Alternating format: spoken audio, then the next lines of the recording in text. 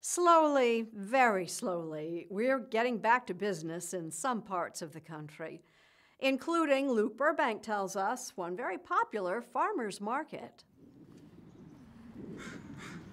If you were walking down Ballard Avenue in Seattle last Sunday, you might have thought your eyes were playing tricks, but they weren't. There really was a line of people stretching down the block, waiting for the bell tower to chime 10 a.m.,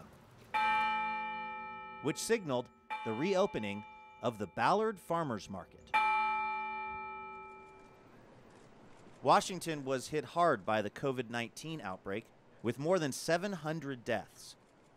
But thanks to social distancing and a flattening of the curve in the state, just over a month later, I'll do the small one. a small sign of something almost resembling normalcy returned. Of course, there were fewer vendors than usual and a lot more rules. People stood 6 feet apart. Okay. There was a strict one in, one out rule Thanks for coming down. once capacity was reached, If you could hold on just one moment. If you could go on and grab that one right there. Thank you. with many people shopping from their cars. We just thought that this would be a good opportunity to support local businesses and get outside. People seemed happy to wait in line, mostly just to have something to do, but also to get their hands on amazing fresh produce.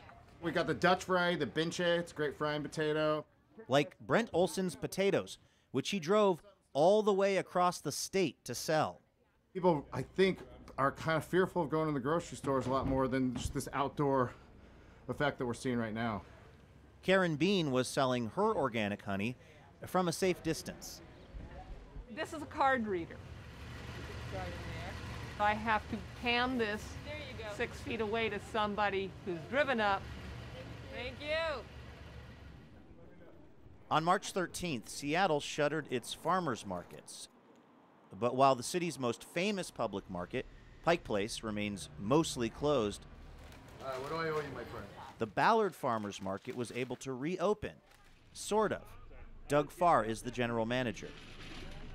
Do people see this as something that's maybe more boutique as opposed to just going to the standard grocery store? Yes, I very much know that in our conversations with the city, there was a lot of it that they were referring to us as an event. They all look really good. Farr and the growers he works with are quick to remind people that what they sell is food, not unlike grocery stores, which, of course, have remained open.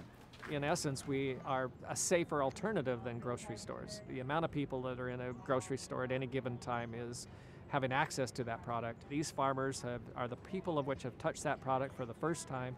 They're bringing it to the farmers market and they're giving it to you. And they're giving it in open air. On a typical Sunday last year, more than 20,000 people might show up to browse the fresh local produce. That number was way down this last week. But even so, with the sun shining and the market somewhat open again, it was nice to be reminded that this too shall pass.